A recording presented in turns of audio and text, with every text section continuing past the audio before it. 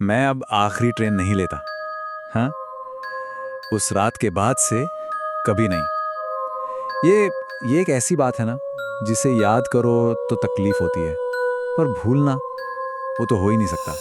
आखिरी ट्रेन, उसे खाली होना चाहिए, बिल्कुल शांत, कोई शोर नहीं, कोई बातें नहीं। लोग कहते हैं कि जो भी आधी रात के बाद ट्रेन लेता है वो असल में किसी चीज से भाग रहा होता है।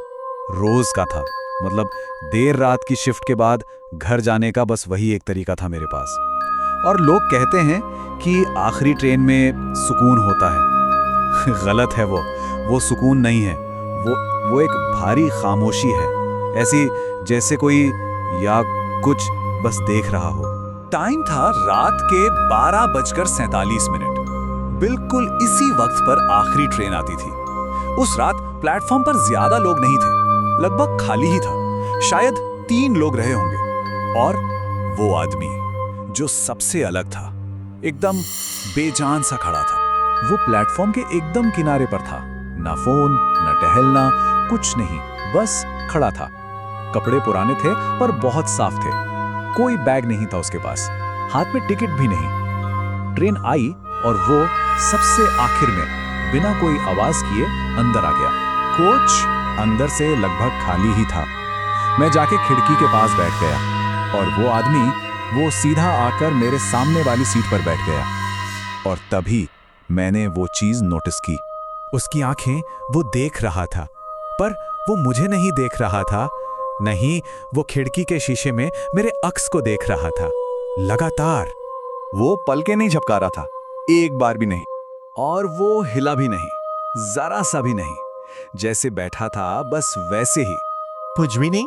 कोई 10 मिनट गुजरे होंगे और कोच में ठंड बढ़ने लगी। पर ये एसी वाली ठंडक नहीं थी, ये अलग थी, जैसे किसी मुर्दा चीज की ठंडक हो। लाइट्स एक पल के लिए झपकी, पर शीशे में जो उसका अक्स था वो नहीं झपका। मैंने हिम्मत की और सीधा उसकी तरफ देखा। वो मुस्कुराया, बहुत धीरे धीरे। और ठीक उसी वक्त ट्रेन में एक अनाउंसमेंट हुई, अगला स्टेशन आखिरी स्टेशन है।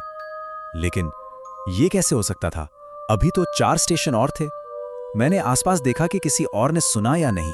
कोच अब खाली था, वो बाकी लोग जा चुके थे, बस मैं था और वो। फिर वो बोला। उसकी आवाज में कोई एहसास नहीं था, बस जैसे कोई सच बता रहा हो। उसने कहा, तुम मुझे देख सकते हो, इसका मतलब है तुम अभी यहाँ के नहीं हो। मेरे में पूछने की हिम्मत नहीं थी, पर उसने शायद मेरा चेहरा पढ़ लिया। अपना सिर हल्का सा झुकाकर बोला, मैं कल का आखिरी मुसाफिर था।